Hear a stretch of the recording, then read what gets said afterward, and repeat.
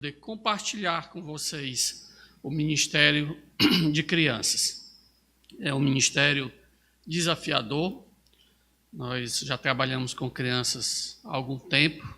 Por isso é que nós trouxemos o tema de hoje à noite: Meu filho, minha herança. Vamos abrir as nossas Bíblias no Salmo 127. Já foi lido, mas eu gostaria de ler novamente para deixar, apesar de que é um texto que eu acho que é bem conhecido dos irmãos. Então, Salmo 127, nós vamos ficar apenas do versículo 3 até o versículo 5, mas eu quero ler novamente todo o texto. Diz assim: Se o Senhor não edificar a casa, em vão trabalha os que a edificam. Se o Senhor não guardar a cidade, em vão vigia a sentinela. Inútil vos será levantar de madrugada, repousar tarde, comer o pão que penosamente granjeastes. Aos seus amados ele o dá enquanto dormem. A herança do Senhor são os filhos, o fruto do ventre seu galardão. Como flechas na mão do guerreiro, assim os filhos da mocidade. Feliz o homem que enche deles a sua aljava, não será envergonhado quando pleitear com os inimigos à porta. Vamos orar mais uma vez. Santo Deus, Pai Todo-Poderoso, nós te agradecemos muitíssimo pela tua palavra, que nos orienta, nos mostra o caminho que devemos trilhar em todos os assuntos da nossa vida. E agora, em particular, queremos olhar para as nossas crianças e meditar, ó Pai, durante esse período. Será que temos realmente encarado os nossos filhos como herança vinda de Ti? Ó Pai, nos ajuda a olharmos de uma forma muito especial para as nossas crianças, tratá-las da forma correta, como uma verdadeira herança vinda de Ti. Ajuda-nos, ó Pai, nesse breve tempo de meditação da Tua Palavra, que Tu possas aqui trabalhar no coração de cada irmão, colocando as verdades que Tu queres. É o que eu te peço humildemente no nome do Senhor Jesus Cristo. Amém. Muito bem. O Salmo 127, ele faz parte de um grupo de salmos que geralmente são chamados pelos estudiosos como os salmos da família, junto com o Salmo 78, o 101, o 112 e o 128. Aliás, pastor Carlos, aqui fica uma sugestão. Um dia fazer um estudo aí só sobre os salmos da família, envolver as famílias da igreja. É um estudo bem profundo, bem legal, bem gostoso, tá? O Salmo 127 foi escrito pelo rei Salomão, filho de Davi, e ele nos lembra que o Senhor nos presenteia com uma família. E nós precisamos valorizar essa família que nos foi presenteada por Deus. Podemos dividir o Salmo em duas partes. A primeira parte, que vai aos versículos 1 e 2, ele fala sobre os fundamentos para uma família bem-sucedida. Facilmente nós vamos poder notar que a família bem-sucedida não é aquela que acumula bens, riquezas, não, mas é aquela que é construída e protegida pelo Senhor. Na segunda parte, que vai do versículo 3 até o versículo 5, ele passa a falar sobre os frutos de uma família bem-sucedida. Lemos que os frutos não são fama, poder, não. O que é o fruto de uma família bem-sucedida? Os filhos. Olha que coisa interessante. Salomão passa então a nos mostrar algumas lições preciosas acerca dessa herança que o Senhor nos deu. Ele primeiro nos diz que os filhos são herança e galardão do Senhor, no versículo 3. Nós só vamos ver os versículos de 3 até os 5, tá? Então, no versículo 3, ele diz: a herança do Senhor são os filhos, o fruto do ventre, o seu galardão. A maioria dos estudiosos acredita que esses dois termos, herança e galardão, eles são equivalentes. Então, o termo galardão significa o salário recebido por um trabalho realizado. E o termo herança, na Bíblia, geralmente, ele traz a ideia de segurança, força, permanência. Então, os dois, eles se complementam, mas são muito parecidos, tá? Os filhos conservam o nome da família e garantem a continuação dos valores da família. O mistério da concepção, ele pode ser examinado, pode ser dissecado e até certo ponto até manipulado pelos médicos, pelos especialistas. Mas a criança vem do Senhor. Você pode fazer inseminação artificial, inseminação in vitro, todo tipo de coisa. Mas no final os filhos vêm do Senhor. Se os filhos são negados, é Deus quem os nega. Olha só, Gênesis 30, verso 2. Gênesis capítulo 30.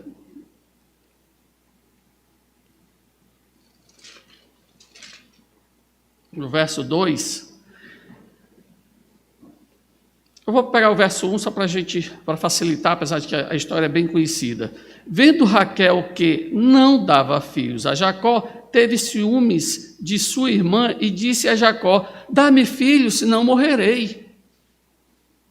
Agora o texto que eu quero é o versículo 2. Então Jacó se irou contra Raquel e disse: acaso estou eu no lugar de Deus, que ao teu ventre impediu frutificar? Se Deus quiser dar filhos, Ele dá. Se Deus não quiser dar filhos, Ele não vai dar. E lá na frente um pouquinho, lá no capítulo 33, agora ele se encontrando lá com o seu irmão, olha o que ele diz no versículo 5. Gênesis 33, versículo 5. Daí, levantando os olhos, viu mulheres e meninos e disse: quem são estes contigo? Respondeu-lhe Jacó: os filhos com que Deus agraciou a teu servo. Jacó entendia muito bem que os filhos eram dados por Deus. Por mais que a gente tenha, eu sei que as mulheres, principalmente, elas quando a gente casa, as mulheres, elas têm sempre um desejo muito grande de terem filhos, mas a gente sempre tem que lembrar, quem os dá é Deus. Logo no início do nosso casamento, a gente pensava em ter 11 filhos. Eu queria ter um time de futebol. Ela não, tá? Ela disse que não queria ter 11, não. Eu queria. Mas Deus não nos deu filho no início. E passamos um longo período sem ter filhos, oramos, e eu já estava meio conformado que realmente Deus não iria nos dar filhos. E aí, depois de conversar com alguns pastores, principalmente com o pastor Mauro, que é meu conselheiro, ele disse: rapaz, não seja egoísta, já que a sua esposa quer tanto filho, faça inseminação. Nós fizemos inseminação artificial e disse para ela: só vamos tentar uma vez, não vou tentar a segunda. Se Deus quiser nos dar, Ele vai dar da primeira. Se Ele não quiser, eu vou entender como Deus fechando as portas. E foi muito interessante que logo após a inseminação, aí o médico chegou para a gente e disse: é o seguinte, é bom que o senhor saiba que geralmente esse tipo de inseminação, apenas 25% tem filhos. A maioria não tem. Agora tem só um detalhe, eu sei que vocês são crentes, não é isso? Somos crentes no Senhor Jesus Cristo. Pois é, esse número infelizmente não funciona com crente. Como assim? Não, crente tem um negócio diferente. Esses meus números não funcionam com crentes. E realmente não funcionou. E foi muito interessante quando ele olhou lá, nas primeiras semanas que viu que tinha sido fecundado, embrião e tudo, ele olhou, aí disse assim: eu acho que são 3. Aí a secretária: não são 4. Ele: não, 3 está bom. No final vieram 2. O terceiro subiu no meio do caminho, ninguém nunca encontrou, nem o médico, nem a gente. Mas foi muito interessante, nasceram as duas, a Lívia e a Viviane, e depois de alguns anos, uns 2 anos, aí o médico disse: esqueçam, nunca mais vocês vão ter filhos, não tem condição, a sua esposa tem um problema nas trompas, tal. Nasceu a Alice. Quando a minha esposa estava grávida, o médico olhou e disse assim: não tem perigo não, isso aí deve ser algum problema que você tem, algum problema estomacal e tudo, mas é impossível você ter filhos. Eu vi lá dentro, eu sei o que é que eu vi. É impossível uma pessoa que tem a sua estrutura ter um filho. Não dá. Deu, está ali a Alice. Ou seja, de quem vem os filhos? De Deus. No tempo dele, no momento dele. Claro, a gente tenta fazer a nossa parte, a parte humana, a parte que nos cabe, mas sempre entregando ao Senhor. É interessante que Salomão, contrariando a lei, ele tinha várias esposas, né? Não sei se vocês já leram lá em 1 Reis, capítulo 11, verso 3. Diz que ele tinha 700 mulheres, princesas e 300 concubinas. Dá quantas mulheres? 1000, né? Um monte de mulheres. Logo, a Bíblia deve registrar que ele tinha quantos filhos? 1. Interessante, né? 1 filho. Por que a Bíblia só registrou 1? Aí eu não vou entrar nesse mérito, mas aí depois vocês pedem para o pastor Carlos para responder isso para vocês. Quando pensamos a herança do Senhor, devemos ter em mente pelo menos 2 coisas. Primeiro, herança vinda de Deus é sempre uma coisa boa. Não dá para você pensar e dizer assim, eu recebi uma herança do Senhor. Pense na bomba. Pense no abacaxi que Deus me deu. Não. Você pode dizer isso de qualquer pessoa que te der alguma herança ou qualquer presente, mas vindo de Deus, não. Apesar das comemorações nacionais, como o Dia da Criança, a sociedade vem adotando atitudes hostis com relação à criação de filhos. Argumentos muito comuns hoje em dia são: filhos interrompem carreiras promissoras, logo não queremos ter filhos. Resultado, famílias pequenas, no máximo 2, porque ninguém quer atrapalhar a carreira promissora. Eu fico imaginando, se alguém te oferecesse uma herança pela tua carreira promissora, você trocaria? Pode ter uma herança aqui para você. Pense numa herança. É sensacional essa herança. Agora, a troca é o seguinte: você abre mão da sua carreira promissora. Você abriria mão? É o que Deus está oferecendo para você. Uma herança. Filhos bagunçam o orçamento da família. Esse negócio de menina aí já vem, negócio de fralda, leite, não sei o quê. Quando as meninas nasceram prematuras, tinha um tal de leite Prenan, que até hoje, quando eu escuto esse nome, me dá um arrepio. Mas leite que na época custava 80, 90 reais uma lata. Ai, Senhor meu, lá vai-se embora. Mas tudo isso era um investimento numa herança que Deus havia me dado. Filhos alteram o nosso estilo de vida, então esse negócio de filho não dá certo. Resultado? Famílias mundanas, casais mundanos. Certa vez me perguntaram: pastor, o que é mais difícil na educação de filhos? Bem honesto para vocês, a coisa mais difícil na educação do filho é a gente abrir mão dos nossos pecados. Sabia? Porque eu olho para minha filha e vejo os meus pecados na minha filha. E eu fico, ai Senhor, como é que pode?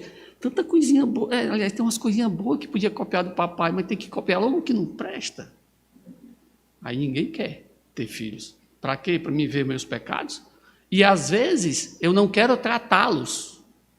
Mas quando eu vejo minha filha, às vezes de uma forma até instintiva, fazendo determinada coisa, eu digo, Senhor, sou eu. Eu tenho que mudar a minha vida. Eu tenho que mudar a minha atitude. Essa história de dizer, faça o que eu digo, mas não faça o que eu faço. Isso é demoníaco, irmão. Faça o que eu faço. E eu procuro fazer o que é bom. Eu procuro fazer o que é correto. Porque o que vai acontecer? Quem vai primeiro imitar a gente são os filhos da gente.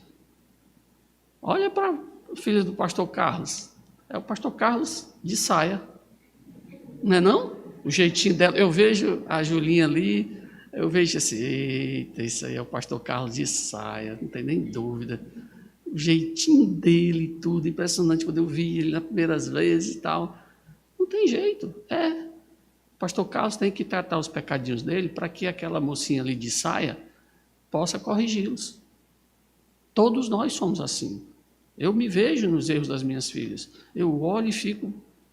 realmente, filhos alteram o nosso estilo de vida. Mas eles alteram para melhor. Porque eu vejo os meus pecados e eu os trato.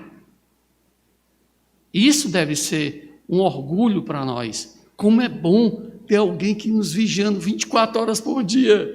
De manhã, de tarde, de noite.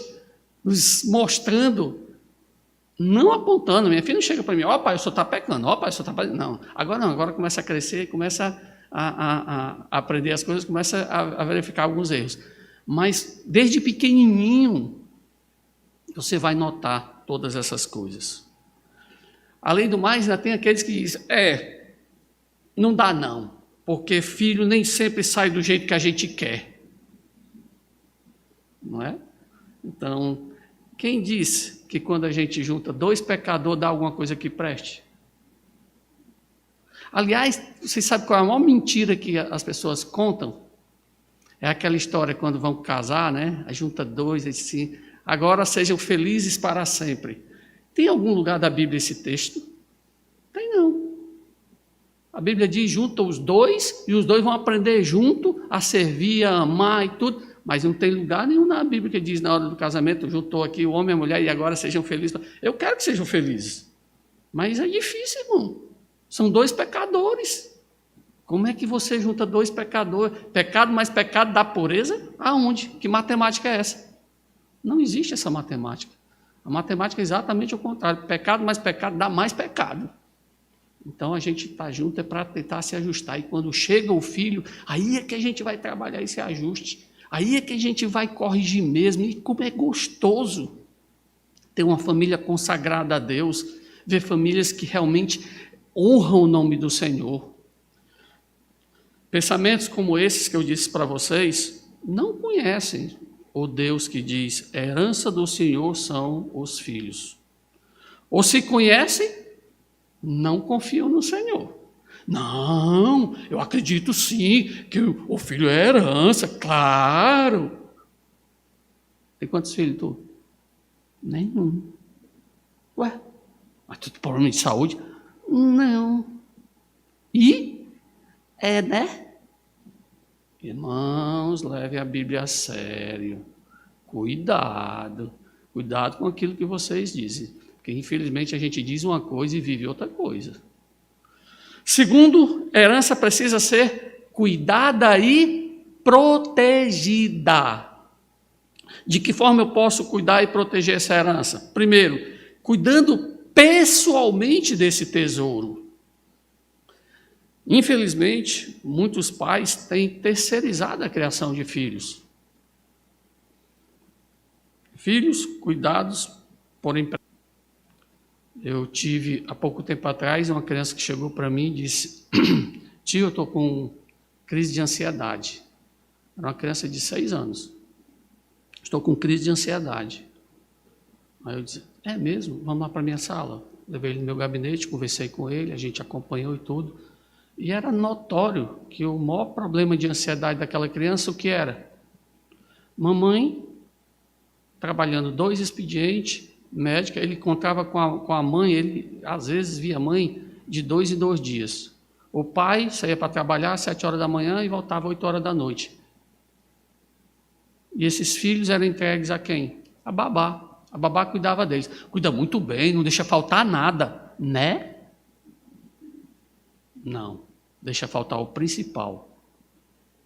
Amor, carinho, educação. E aí a lista é gigantesca. Irmãos, não terceirizem a criação dos seus filhos. Irmãos, vocês vão pagar caro depois. Vocês estão desvalorizando essa herança. Essa herança está perdendo o valor. E a culpa é de vocês. Filhos cuidados por avós. Ah, mas a avó é parente, né, pastor? Aí você vai querer bem dizer que a minha mãe não sabe cuidar do meu filho? A minha não sabe, não. A minha, quando eu aprontava, a minha mãe pegava uma corda, dobrava em 4, botava no armador, me botava de joelho. Eu ficava chorando feito um condenado. Aí ela vinha, quando eu parava de chorar, ela pegava a corda e toma engalapada.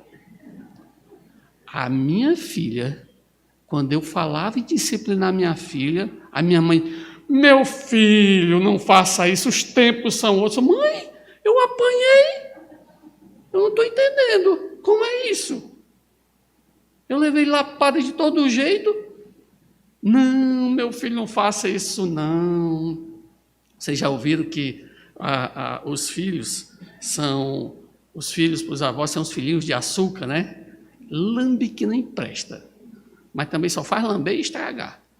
Eu disse para minhas filhas, no dia que nascer os meus netos, pode se preparar, eu vou lamber e vou estragar. Quem vai educar é vocês, eu não tenho nada a ver com isso. A minha parte eu já fiz. Então, essa história de pegar e cuidar do filho dos outros, sai fora. Então, muito cuidado com a voz. Isso sem contar os filhos que são cuidados pela internet. Agora encontramos um novo pai, uma nova mãe, chamada internet. Aí você diz, não, pastor, isso é exagero. Não. Eu tenho uma pessoa, ela não é crente, mas ela cuidou do filho com a internet. Ela diz, meu filho vale ouro em pó. Você não conhece meu filho não dá trabalho. 7 horas da manhã, o bichinho de 2 anos, televisão ligada. Até a hora de ele dormir. Todo dia. E eu sempre achava isso meio estranho. Hoje ele está crescidinho, já tem acho que 11 anos, e é impressionante você se relacionar com aquele menino. Ele é um meninozinho do mato. Mas não é do mato porque é do interior, não. É porque não sabe se relacionar, não sabe tratar com ninguém. Ele tem dificuldade, ele tem um monte de dificuldades, ele é ansioso, ele é nervoso, ele é cheio de medos, cheio de preocupações, que não é normal numa criança daquela idade. Se você tem uma criança criada pelo pai e pela mãe, compara com esses filhos que estão sendo criados hoje pela internet. E você vai ver, claro, o nível deles é bem elevado, são muito inteligentes, eles sabem pegar um computador e desmontar e remontar. E quem foi que disse que filho é para montar computador? O meu filho pega o celular, com 2 minutos, ele e sabe tudo. Quem foi que disse que filho é para poder programar celular? Mas parece que a gente está criando filho para isso. Quando a gente coloca eles à disposição dessas tralhas de eletrônica, nós estamos fazendo isso. Irmãos, filhos não são dados por Deus para isso. Filhos foram dados por Deus para outro motivo. Ainda tem os filhos que são cuidados por psicólogos. Como é isso, pastor? Eu tenho ficado cada vez mais triste. Quando eu chego, uma família lá tem 3 filhos, 2 já foram para o psicólogo e o terceiro está indo agora. Então, vai crescendo, vai aumentando, quando chega na faixa de 9, 10 anos, psicólogo. Aumenta, psicólogo. Irmãos, nós estamos perdendo a capacidade de ouvir nossos filhos, porque o que o psicólogo faz é isso. Ele senta e fale, e você fala, e depois faz o cheque. Ninguém tem mais cheque, o novo cheque, faz o Pix. Toma lá, 300 pau lá para o psicólogo, para poder passar 1 hora ouvindo teu filho. E acha barato. Passei 1 hora livre do meu filho. É barato demais, né? Irmãos, não brinquem não. Será que nós temos mais capacidade de falar o coração dos nossos filhos? Será que eu não consigo mais atingir o coração do meu filho? Eu tenho que contratar um terceiro, pagar? Cuidado. Além de cuidar do tesouro, eu preciso proteger esse tesouro. Cuidar, proteger, não é transformar o filho no centro do lar. Muito cuidado. Há uma tendência muito forte em nossos dias de tornar os filhos o centro do universo familiar. Com isso se cultiva o que é chamado de filholatria. Não sei se vocês já conhecem esse termo, onde quem manda em casa é o Júnior. O Júnior é quem diz tudo. O Júnior é que diz o que vai comer, o Júnior é que vai... Olha, isso é tão sutil. Agora repararam mais, não sei se vocês notaram algum tempo atrás, estava uma verdadeira coqueluche de programas com criança, ou de comerciais com criança. E quando vi aquelas propagandas de carro, né? Aí quem é que estava lá no banco de trás? O Júnior, dizendo que o carro era bom, que o carro era esse. Por que vocês acham que eles fazem isso? A mídia não dá morro em ponta de faca, não. Porque eles sabiam, eles fizeram uma pesquisa e viram a quantidade de pais que compravam o carro por causa do filho. E o filho era quem dizia, não, pai, esse carro não pode. Mas meu filho, eu gosto. Não, pai, isso é bobo, esse carro. Não, pai, esse carro não. E o pai comprava o carro que o filho queria. Olha que ponto nós chegamos. O Júnior é quem manda em casa, e aí, ai daquele que contrariar o Júnior. A casa vira um caos. Eu conheci um casal que sempre deu tudo para os filhos. 3 filhos, sempre. E durante ao longo do crescimento dos meninos, eles foram crescendo e tudo. O pai fazia tudo que eles queriam. Tudo, tudo. E, de vez por outra, ele vinha conversar comigo. Pastor, o que você acha disso? Eu disse, rapaz, acho que você está criando um bichinho para te morder lá na frente. Que é isso, pastor? Os meus filhos são de ouro. Espero que continuem de ouro. Não deu outra. Fazia algum tempo que eu não ouvia. Aí eu me encontrei com ele. Ele disse, você estava certo o tempo todo. Perdi meus filhos. Hoje os filhos dele já estão casados, são bem grandes. E perdi meus filhos. Perdi meus filhos para o mundo, mas o culpado fui eu, porque sempre dei tudo o que eles quiseram. Nunca deixei faltar nada para eles. E hoje estou vendo a besteira que fiz. Você tinha razão. Só que tarde demais. Provérbios 29:15. Os pais abandonaram a disciplina dos filhos, deixando que eles façam o que querem. O que diz Provérbios 29:15? Também um texto bem conhecido. A vara e a disciplina dão sabedoria, mas a criança entregue a si mesmo vem envergonhar a sua mãe. Ixi, pastor, o senhor ainda é dessa época, é?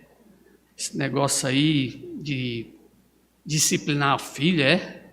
Ixi, pastor, isso já era. O mundo moderno não permite, não. E, aliás, pastor, o senhor sabia que o senhor pode ser preso, né? Foi muito interessante quando saiu essa lei da palmada. Aí, a minha filha mais velha chegou para mim. Pai, o senhor ouviu a lei da palmada? Eu disse, vi. O senhor sabia que pode ser preso, né? Eu disse, pois é. E aí, pai? Não tem problema não, papai vai preso, quando voltar te dá outra lapada. Não, pai, tudo bem. Estava só perguntando. Ah, tá bom, tá certo. Irmãos, é por considerar a Bíblia um livro ultrapassado que o mundo está cheio de adolescentes rebeldes, jovens frustrados, casais desajustados, famílias destroçadas. Porque quando a gente abre a Bíblia e mostra um texto desse simples, eu já fui criticado durissimamente. Certa vez o meu irmão chegou lá em casa, aí ele é contra total disciplinar filho. Aí ele chegou para mim assim, disse, quer dizer que teu pai bate em vocês, é? Aí elas ficaram, olharam assim para ele, sim, bate ou não bate? Eu disse, não, papai nunca bateu na gente. Aí o meu irmão se virou para mim, disse, ué, tu não diz que tem que pegar e usar a vara conforme a Bíblia? Como é isso? Nas tuas filhas tu não usa, né? Disse, você fez a pergunta errada para elas. Faça a pergunta correta. E qual é? Pergunte se eu disciplino elas. Ah, é? Pergunte. Teu pai disciplina vocês? Claro. Existe uma diferença gigante entre disciplinar e bater. Infelizmente, tem alguns pais que batem nos filhos. Eu sou contra. Sou contra bater até no animal, mas bater num filho. Mas disciplinar com vara, que ela sinta dor pelo pecado, pelo erro dela, sim, é bíblico e traz resultados. Mas eu já vi crianças dizerem, eu apanhei, não sei nem porquê. Isso é disciplina? A disciplina porque o papai estava com raiva, a mamãe estava com raiva, a mamãe quer descontar a raiva que ela estava do papai e mete a chibata no filho. Eu já vi isso acontecer. Vocês acham que isso é disciplina? Não. Isso é, no mínimo, ter cuidado com as palavras, que eu não estou aqui com as minhas crianças, não. Burrice. Cuidado, pessoal. A disciplina vai proteger o seu tesouro. A falta de disciplina vai expor seu filho a grandes perigos. Aliás, a disciplina é uma forma de amor. O que é que diz Apocalipse 3:19? Vamos lá bem rapidinho.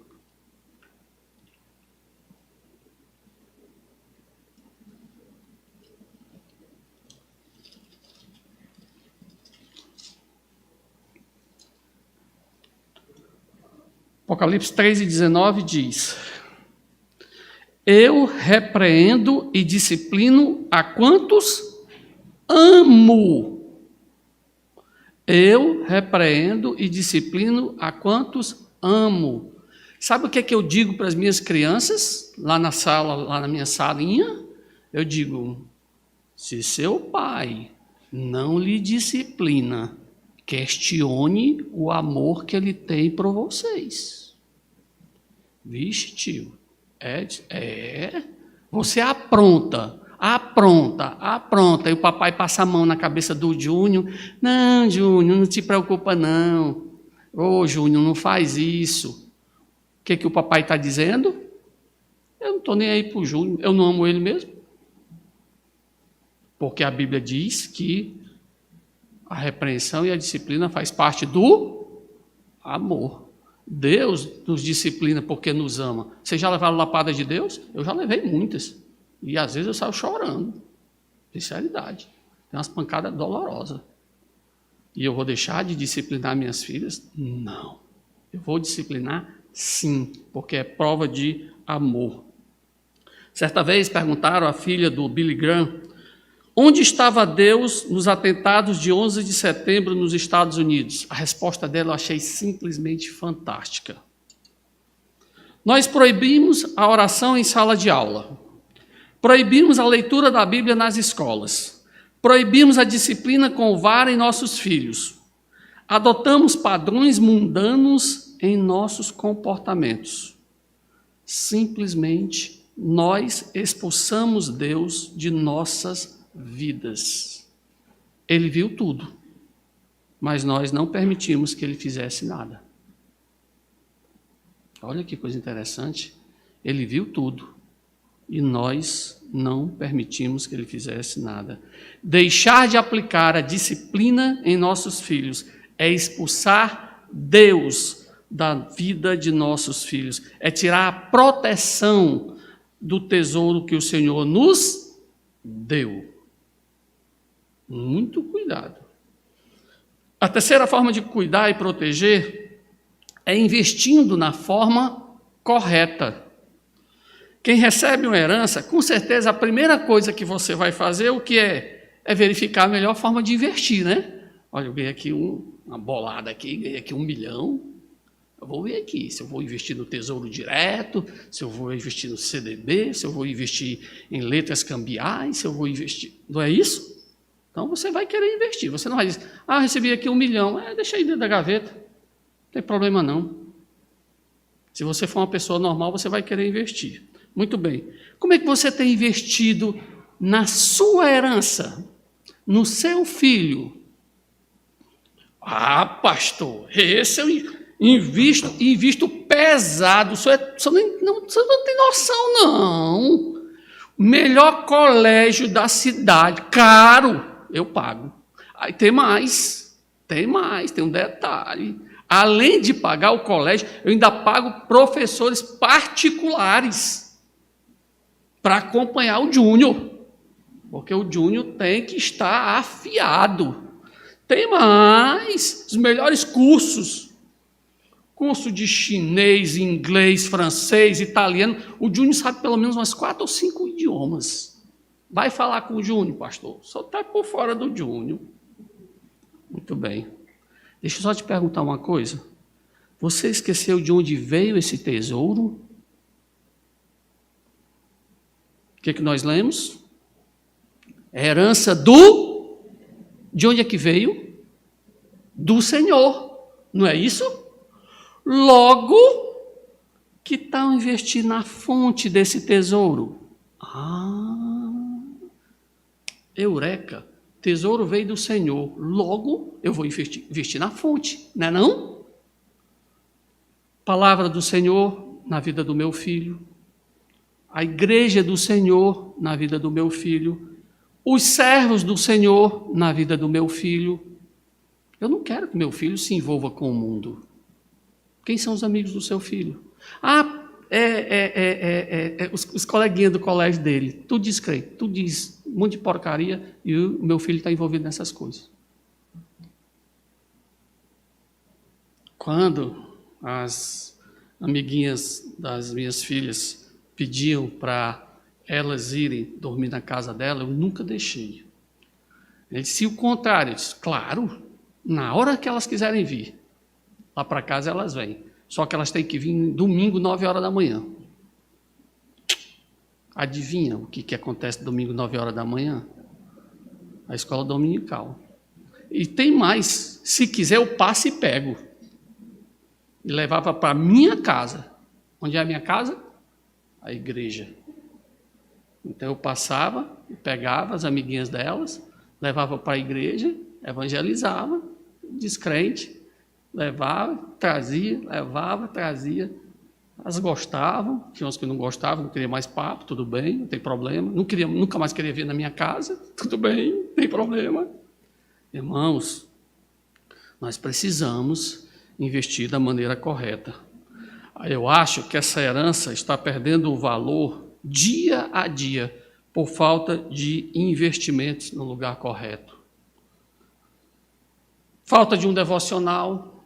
Hoje falar de devocional, pastor, mas não tem tempo. Meu irmão, por favor, tempo. Quem é o dono do tempo somos nós. Eu duvido que vocês estão aqui agora, se não desse uma dor de barriga, um problema de saúde, você não corria e arranjava tempo para ir no hospital. Arranjava na hora. Tempo. Nós somos o Senhor do nosso tempo. Quem determina o tempo somos nós, a partir das nossas prioridades. Essa é a palavra-chave. A palavra-chave não é tempo, é prioridade. Qual é a tua prioridade?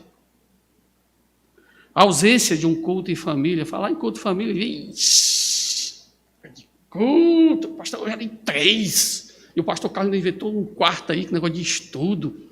Peraí, pastor, você ainda quer que eu faça culto lá em casa, é?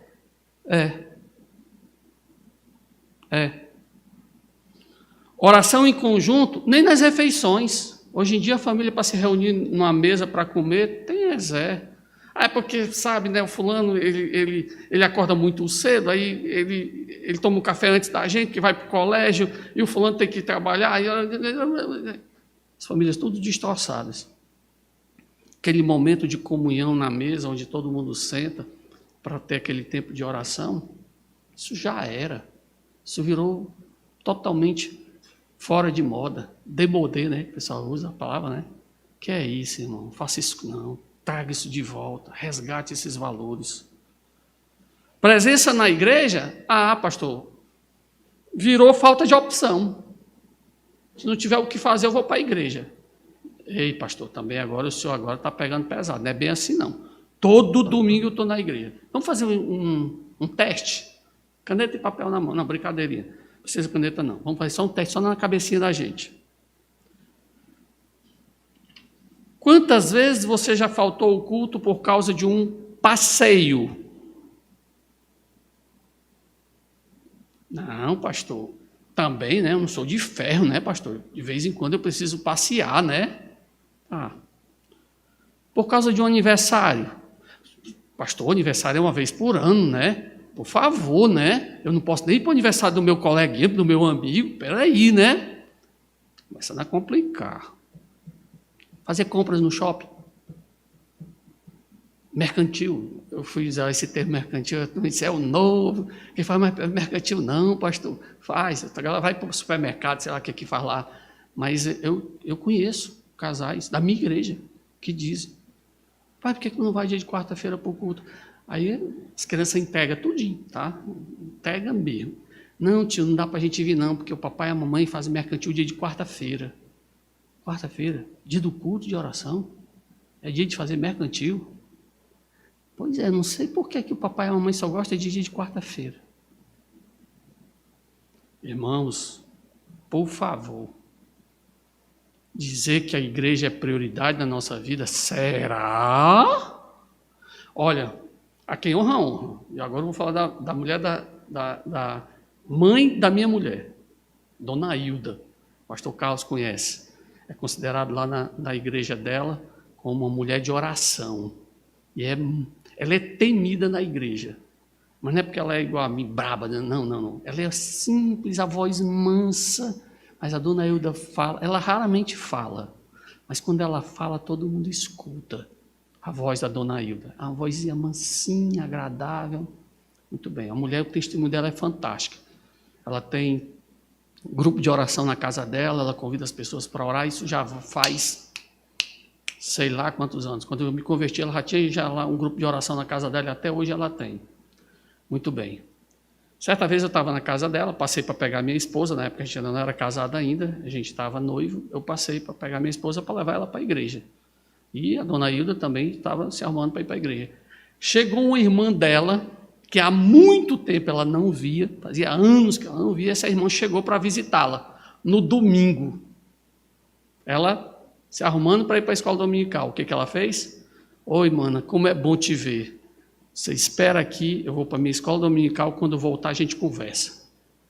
Eita, nego, velho. Por isso é que essa mulher é considerada uma mulher de oração. Não vai existir qualquer coisinha que vai proibir o culto dela, não. Para Dona Hilda faltar um culto de oração, meu amigo, tem Zé. Mas é Zézão, não é Zezinho, não. Então, por favor, irmãos, será que Deus é prioridade na minha vida? Será que a igreja de Cristo é prioridade para mim? Como é que você vai poder cobrar do seu filho aquilo que você não fez? Como é que eu vou chegar para o meu filho e dizer para ele, meu filho, não falte o culto é importante. Pai, eu descobri agora que só de vez em quando falta. Culto de oração, o senhor pouco vai. Como é isso, pai? Como é que o culto é importante? Cuidado, irmãos. Vocês vão ter muita dificuldade. Para que o culto seja prioridade na vida dos seus filhos, ele tem que ser prioridade primeiro na vida de quem? Adivinha? Última pergunta. Na vida de vocês. Você não vai conseguir cobrar do seu filho aquilo que você não fez. Que tal buscar um investimento no seu tesouro, onde o maior operador financeiro que já existiu no mundo orienta? Quando você vai investir o seu tesouro, aí você chega no banco e diz, olha, eu preciso aí de uma orientação de um operador financeiro, né? Você não faz isso? Aí o operador vai lá e diz, olha, você deve aplicar o valor X, assim. Muito bem. Agora eu quero pegar aqui e buscar aqui um operador financeiro para me dizer como é que eu faço para investir. Olha o que ele diz. Vamos para Mateus capítulo 6, verso 20. Mateus 6 e 20. Mas ajuntai para vós outros tesouros no céu, onde traça nem ferrugem corrói, e onde ladrões não escavam nem roubam. Olha que coisa interessante. Quem é o operador aqui? O Senhor Jesus Cristo, me ensinando onde é que eu devo aplicar o meu tesouro. Vou aplicar onde? No céu. Ah, que coisa interessante. Me deixe contar um segredo para vocês. Existe um agente financeiro do céu aqui na terra. Vocês sabiam disso? Existe um agente financeiro do céu aqui na terra. Sabe como é o nome desse agente financeiro? Igreja. A igreja é o agente financeiro. Nós temos várias sugestões de investimento para o seu filho. Assim que terminar aqui o culto, fala com o pastor Carlos e diz, pastor Carlos, eu quero investir o meu tesouro, a minha herança. Eu te garanto que o pastor Carlos vai ter um monte de tipos de investimentos para fazer no seu filho. Segue os conselhos dele e vocês vão ver como esse investimento vai crescer. Crescer de uma forma saudável. E vocês vão se alegrar muito, muito mais do que o investimento que vocês fizessem na questão financeira. Salomão continua e diz que os filhos são flechas do Senhor. No Salmo 127, no versículo 4, ele diz: como flechas na mão do guerreiro, assim os filhos da mocidade. Salomão continua o Salmo dizendo que os filhos são como flechas na mão do guerreiro. A flecha era o principal meio de defesa nos tempos antigos. E como flechas, os filhos representam uma forma de proteção aos pais. Uma defesa contra a solidão, um auxílio na enfermidade, um socorro presente na velhice. Tudo isso é esperado do filho.